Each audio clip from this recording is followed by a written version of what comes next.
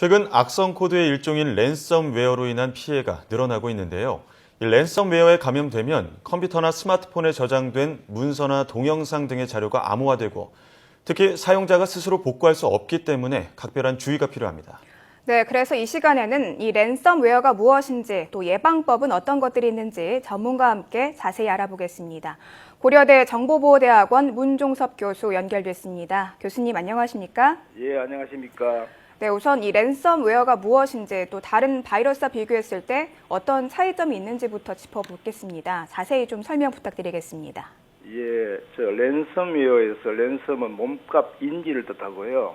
웨어는 우리 보통 소프트웨어, 하드웨어 할 때 웨어에 해당합니다. 네. 그 악성 코드의 특성이 일반적으로 이 컴퓨터에 들어있는 파일들을 암호화해가지고 그 다음에 돈을 요구하는 것이죠. 그래서 돈을 주게 되면은 그 암호를 풀 수 있는 키를 알려주는 방식으로 그렇게 하는 프로그램들을 우리가 랜섬웨어라 그럽니다. 네. 예. 의미 그대로 이 데이터를 인질로 삼아서 어떤 금품이나 이런 것들을 요구하는 걸 텐데 예. 최근 공공기관이나 방문자가 많은 이 유명 커뮤니티에 랜섬웨어가 기승을 부리고 있다고 하는데요. 피해 예. 정도가 어느 정도 늘어났습니까? 이제 공개적으로 이제 알고 있는 것들에 대해서 보통 이야기하는데요. 2015년만 하더라도 거의 1.5배 정도가 늘어났고요. 특히 이 스마트폰을 이제 많이 활성화되기 때문에 스마트폰 쪽에도 점점 많아지는 쪽으로 예를 들어서 작년 기준 같으면 한 서너 배 정도 많아지는 식으로 늘어났습니다. 그렇군요. 근데 이 랜섬웨어 자체가 조금 생소하다 이렇게 생각하시는 분들도 좀 계실 것 같고요. 예. 지금 교수님께서 말씀해 주신 것처럼 갑자기 좀 잠잠했던 랜섬웨어 피해가 갑자기 좀 늘어나게 된 배경이 특별히 있을까요? 예, 갑자기 늘어난 건 아니고요. 이제 보통 일반적으로 미국 쪽에서 좀 이래 특정한 대상으로 이 랜섬웨어가 많이 있었습니다. 주로 변호사나 또 회사의 고위 간부들 네. 대상으로 특정으로 해가지고 이 중요한 파일들을 암호시켜서 이게 인질 삼아서 돈을 요구하는 경우 많이 있었는데요.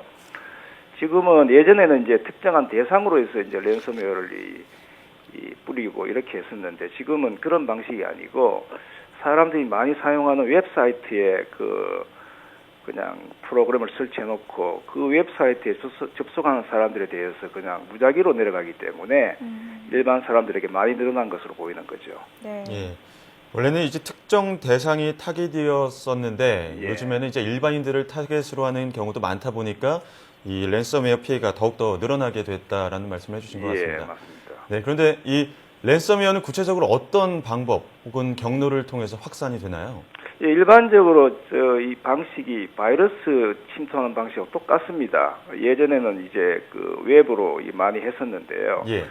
사람들에게 이제 웹 이메일을 조심하라는 여러 가지 방식 이런 걸 많이 이제 교육시킴으로 해서 피해가 많이 줄었거든요. 그러니까 다시 이제 사람들이 많이 찾는 사이트들 예를 들어서 웹하드라든지 이런 부분에 그 프로그램이나 이 앱을 다운로드하는 프로그램을 감염시켜 놓음으로 해서 무작위로 내려가거든요.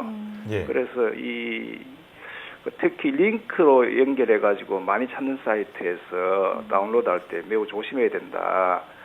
그 부분이 사실 제일 큰 문제입니다. 네.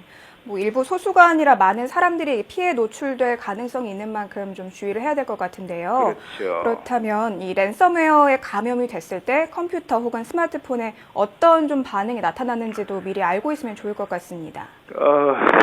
반응 나오는 거 알게 되면 이미 늦은 건데요, 사실은. 네. 왜냐하면 컴퓨터 같은 경우 파일들이 전부 다 암호화돼 버리기 때문에 네. 그 암호를 풀 수 있는 키를 모르고는 해결이 안 됩니다. 안 되고 스마트폰 같은 경우는 이제 기기 조작이 가능하기 때문에 기기 사용을 불통을 시켜버린다든지 이런 식으로 해서 사용 제한을 해버리거든요. 그래서 반응 자체는 내 기기가 이상한데 이런 식으로 되는 거고 또는 파일에 공식적으로 이 랜섬웨어에 감염되었다고 메시지가 나오면서 돈을 요구하게 되니까 바로 알게 되죠. 예방이 무엇보다 중요할 것 같습니다. 예. 그렇다면 특별히 랜섬웨어에 더 취약한 바이러스나 운영체제가 따로 있을까요? 기본적으로 PC에 바이러스 감염되는 방식과 같기 때문에 예. 제일 많이 문제가 있는 게 어도비 플래시 플레이어 그러니까 우리 웹사이트 띄웠을 때 동영상 보여주는 그런 프로그램하고요. 예. 그다음 자바 스크립트라고 마찬가지 그 웹에서 작동되는 이 프로그램 방식이 있습니다. 이 두 가지 방식인데 이 두 가지 프로그램이 자주 바뀌기도 바뀌고 그리고 인터넷 익스플로러 자체가 약점이 많아가지고 그 세 개가 어울려가지고 많이 발생하고 있습니다. 그래서 그 뭐 막을래 그러면은 뭐 예를 들어서 뭐 다른 그 웹 브라우저 사용한다고 해서 뭐 특별히 뭐 더 많이 막히는 건 아니지만은 어도비 플래시 또는 인터넷 익스플로러 뭐 이런 계통을 사용하는 프로그램들에 항상 좀 취약하다 이렇게 말씀드릴 수가 있습니다. 네. 뭐 이 랜섬웨어에 감염이 되면은 슈퍼컴퓨터로 암호 해독하는 것만 해도 수년이 걸리기 때문에 마땅한 대안이 없다 이런 얘기도 있던데요. 예. 네. 끝으로 이 랜섬웨어로 인한 피해를 줄이고 이 미리미리 이용자들이 좀 보안을 강화하는 방법도 전해주시면 좋을 것 같습니다. 예, 두 가지 방식이 있는데요. 랜섬웨어 자체에 감염이 안 돼야 할 경우, 다시 말해 예방해야 할 경우에는 뭐 늘 주제하다시피 확실한 소프트웨어 프로그램이나 앱이 아니면 다운로드하지 말 것. 네. 뭐 이게 제일 첫 번째죠. 특히 이 그 스마트폰 같은 경우는 우리가 스미싱이라 그래가지고 메시지에 그 링크가 많이 따라오거든요. 요 링크를 이제 클릭을 하게 되면은 바로 감염되는 그런 특성이 있으니까 불확실한 링크는 링크 접속하지 말 것. 뭐 이런 경우가 저희들이 예방할 수 있는 한 두 가지 알려져 있는 방식입니다. 그리고 일단 랜섬웨어에 감염되더라도 피해를 줄이려고 하면은 그 전에 아주 중요한 개인 파일들은 백업을 주기적으로 받아놓는 것이 제일 좋습니다.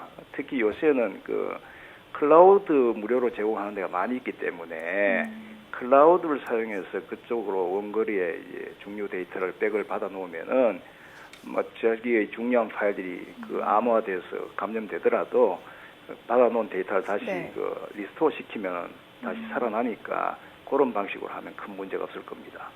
네, 혹시 모르는 상황에 대비해서 좀 중요한 파일을 옮겨놓고 또 기본적인 보안 수칙 정하는 것 그리고 실천하는 것이 무엇보다 중요할 것 같습니다. 예, 맞습니다. 네, 지금까지 고려대 정보보호대학원 문정석 교수와 함께했습니다. 교수님 오늘 말씀 감사합니다. 예, 고맙습니다.